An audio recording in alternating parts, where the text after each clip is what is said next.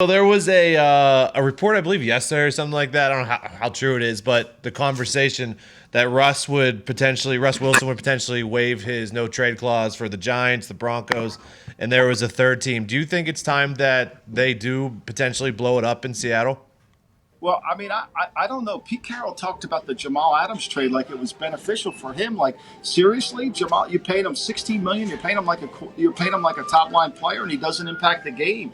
And you gave up two number ones for him. Like, I don't know how that was a good trade. Your defense is one of the 32nd and third down defense.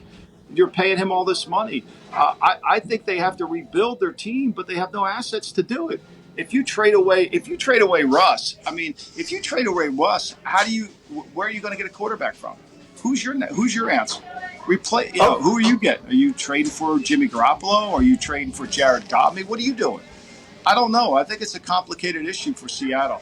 And I was told last week that I thought maybe Shane Waldron was forced down Russ's throat, but I think Russ really wanted Shane Waldron. I think that was his guy. So now I heard Russ said, he's willing to come back and play his career. I don't know if either side can get divorced. I think it's one of those where we're better off staying married.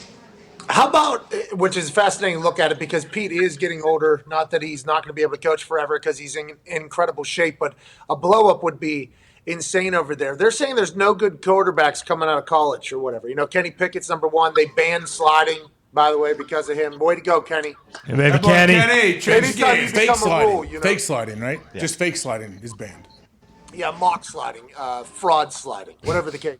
Anytime you become a rule, that means you did something sweet. But are any of these veteran quarterbacks going to actually move, you think, or is it all going to be a bunch of talk, all bark and no fucking bite? Is this not a dog mentality or what? Is this because I feel like we're going to get excited for a bunch of veteran quarterbacks to move, and it's not going to happen? It's a hard quarterback market. I mean, you still got Deshaun's going to be out there, and what happens with Tua? Because Tua's played better in the last. Do they make the trade? Is Tua become available?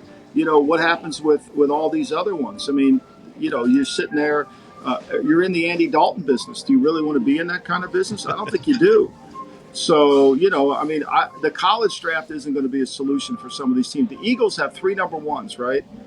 And there may not be a quarterback to draft. They may have to continue on. And that's what shocked me. Why Gardner Minshew wasn't viewed as a better player than he was, I have no idea. Because Gardner Minshew, to me, was a little bit less than Baker Mayfield. A little bit less. Not as good as Baker, but similar to Baker and what he could do. Now, I don't think Gardner can do it for 16 games. I think it wears on his body. But I think Gardner has instincts like you can't believe.